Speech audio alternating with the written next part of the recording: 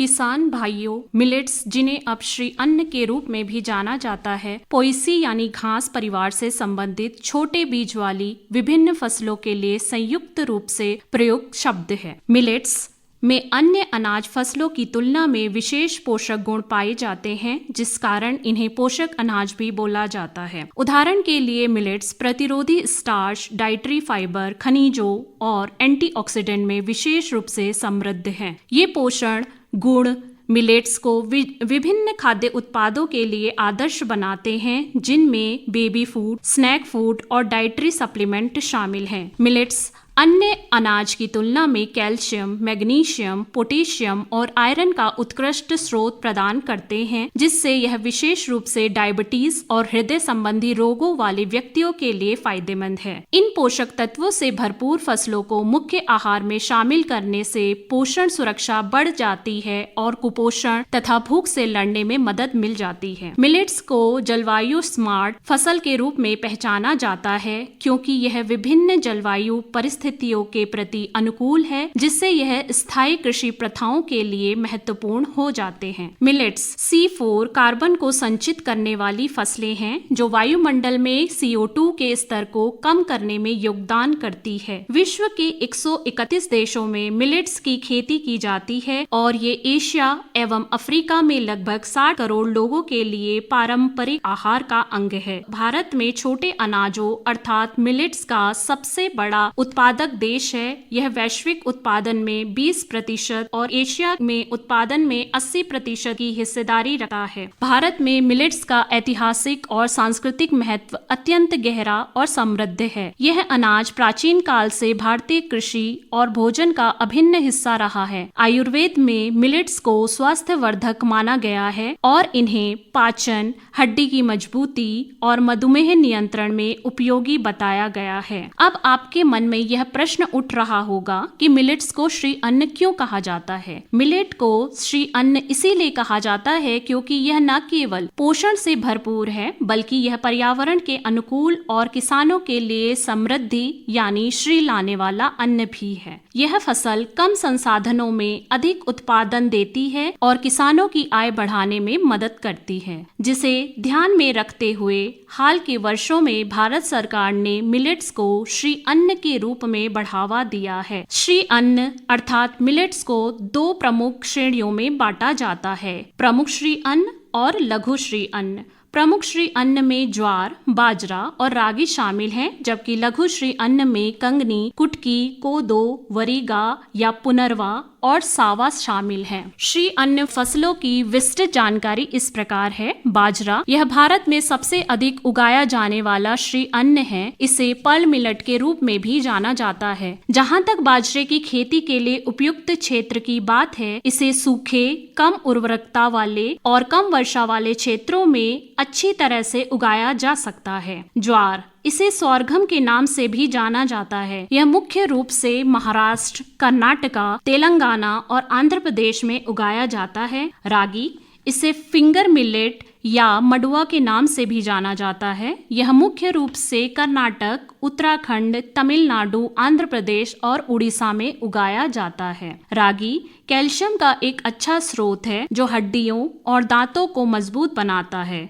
यह आयरन से भरपूर होता है, जो एनीमिया को रोकने में मददगार है। रागी में उच्च मात्रा में फाइबर पाया जाता है, जो पाचन तंत्र को भी स्वस्थ रखता है। रागी का उपयोग दलिया, रोटी, इडली बनाने में किया जाता है तथा इसे बच्चों के आहार में भी शामिल किया जाता है। रागी पहाड़ी और दक्षिण भारत के क्षेत्रों में उगाया जाता है। यह कम पानी और कम उर्वरक की आवश्यकता वाली फसल है, जो कम संसाधनों वाले पर्वतीय क्षेत्रों जैसे उत्तराखंड के लिए वरदान साबित हो सकता है। उत्तराखंड लघु श्री अन्न के उत्पादन में एक प्रमुख राज्य है। भारतीय कृषि सांख्यिकी रिपोर्ट के अनुसार उत्तराखंड राज्य प्रति वर्ष 89,000 टन लघु श्री अन्न का उत्पादन करता है। इसकी मुख्य फसलें कोदो, यह लघु श्री अन्न की श्रेणी में आता है। इसे कोदो मिलेट के नाम से भी जाना जाता है। यह मुख्य रूप से मध्य प्रदेश, छत्तीसगढ़ और महाराष्ट्र में उगाया जाता है। कोदो मिलेट एंटीऑक्सीडेंट से भरपूर है जो शरीर को फ्री रेडिकल से बचाता है। इसका ग्लाइसेमिक इंडेक्स कम होता है जो ब्लड शुगर को नियंत्रित करने में मददगार होता है। इसके अतिरिक्त इसमें फाइबर होता है जो पाचन तंत्र को स्वस्थ रखने में मददगार होता है। सावा को बार्नयार्ड मिलेट या झिंगोरा के नाम से भी जाना जाता है।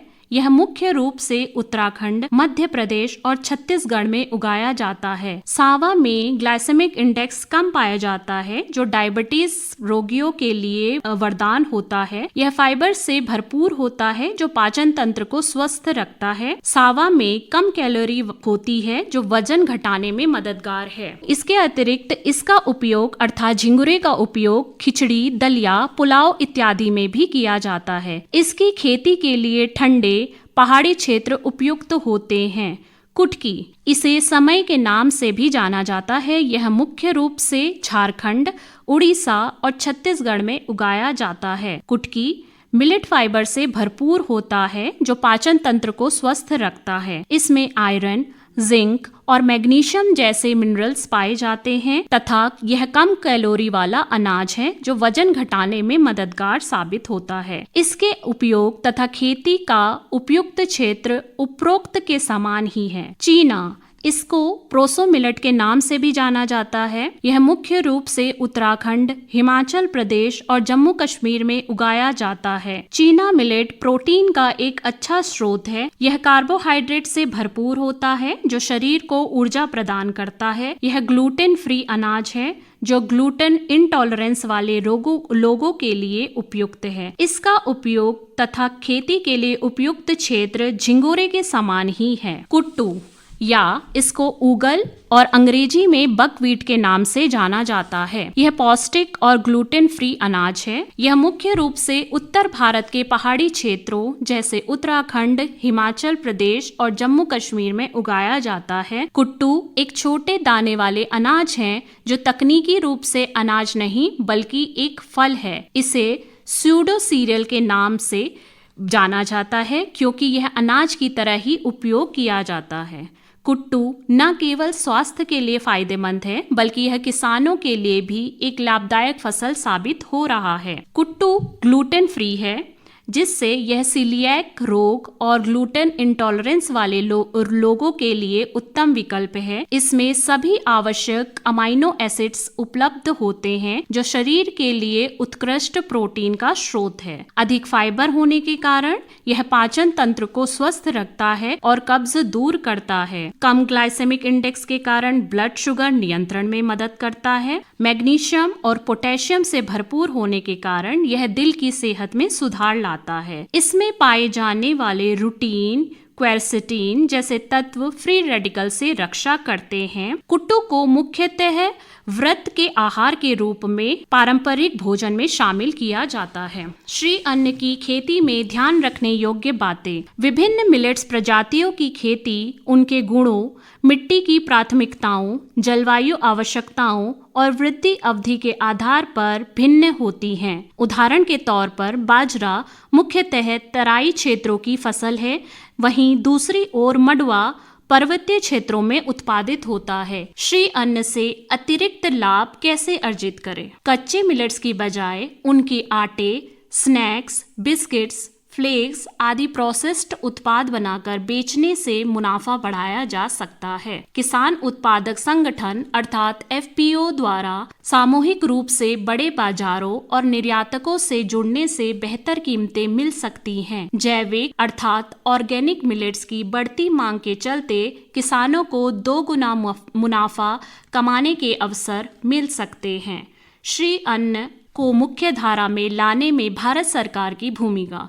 श्री अन्न के स्वास्थ्य संबंधी और पर्यावरणीय लाभों के बारे में बढ़ती जागरूकता के साथ साथ पारंपरिक कृषि अभ्यासों को पुनर्जीवित करने तथा छोटे पैमानों के किसानों को समर्थन देने के लिए भारत में श्री अन्न को मुख्य धारा में लाने के प्रयास किए जा रहे हैं। भारत सरकार ने मिलेट्स को बढ़ावा देने के लिए इसे व्यापक रूप से अपनाने के लिए कई प्रभावी कदम भी उठाए हैं। इन प्रयासों का उद्देश्य पोषण सुरक्षा, कृषि स्थिरता और किसानों की आय में वृद्धि सुनिश्चित करना है। भारतीय प्रबंधन संस्थान काशीपुर द्वारा किए गए एक अध्ययन से पता चला है कि मोटे अनाज की खेती से किसानों की आय में वृद्धि दर्ज की गई है। अध्ययन ने यह बताया है कि किसानों की आय में 10 से 20% की बढ़ोतरी हुई है। प्रधानमंत्री नरेंद्र मोदी ने मिलेट्स को श्री अन्न का दर्जा दिया, जिससे इसका सामाजिक और आर्थिक महत्व बढ़ा है। सरकार ने मिलेट्स को पोषण और खाद्य सुरक्षा की दृष्टि से एक महत्वपूर्ण अनाज के रूप में मान्यता दी। भारत सरकार ने संयुक्त राष्ट्र में 2023 को अंतर्राष्ट्रीय मिलेट वर्ष के रूप में घोषित करने का प्रस्ताव रखा, जिसे वैश्विक स्तर पर स्वीकार किया गया। FAO ने वर्ष 2023 को अंतर्राष्ट्रीय मिलेट या पोषक अनाज वर्ष घोषित किया। इससे दुनिया भर में मिलेट्स के बारे में जागरूकता बढ़ी है और इनके उपयोग को बढ़ावा मिला है। भारतीय कृषि अनुसंधान परिषद द्वारा मिलेट्स की उन्नत किस्में विकसित की गई हैं। भारत सरकार ने मिलेट्स की खेती को बढ़ावा देने के लिए कई योजनाएं और सब्सिडी शुरू की हैं। नवरत्ना, प्रधानमंत्री किसान सम्मान निधि और मिलेट्स के प्रचार हेतु जारी सरकारी योजनाओं की जानकारी ले। ये योजनाएं किसानों को आर्थिक सहायता, तकनीकी प्रशिक्षण और विपणन में सहयोग प्रदान करती है। FPO के माध्यम से किसानों को ऋण सुविधाएं और सब्सिडी प्राप्त करने में मदद मिलती है। राष्ट्रीय खाद्य सुरक्षा मिशन के तहत मिलेट्स की खेती के लिए अनुदान और प्रशिक्षण लिया जा सकता है। PM फासिल द्वारा किसानों को प्रोसेसिंग और मार्केटिंग की सुविधाएं दी जा रही हैं। जैविक मिलेट्स की खेती के लिए ऑर्गेनिक फार्मिंग योजना के अंतर्गत सब्सिडी की सुविधा किसानों को दिया जा रहा है। कई राज्यों में मिलेट्स की खेती के लिए अतिरिक्त सहायता भी प्रदान की जा रही है। अपने जिले या राज्य के कृषि कार्यालय में जाकर उपलब्ध योजनाओं और सब्सिडी की जानकारी प्राप्त करें। FPO द्वारा आयोजित कार्यशालाओं में भाग लेकर और सरकारी वेबसाइट से अपडेट प्राप्त करके इसका और लाभ उठाया जा सकता है। श्री अन्न अर्थात मिलेट्स की खेती किसानों के लिए एक शानदार अवसर है।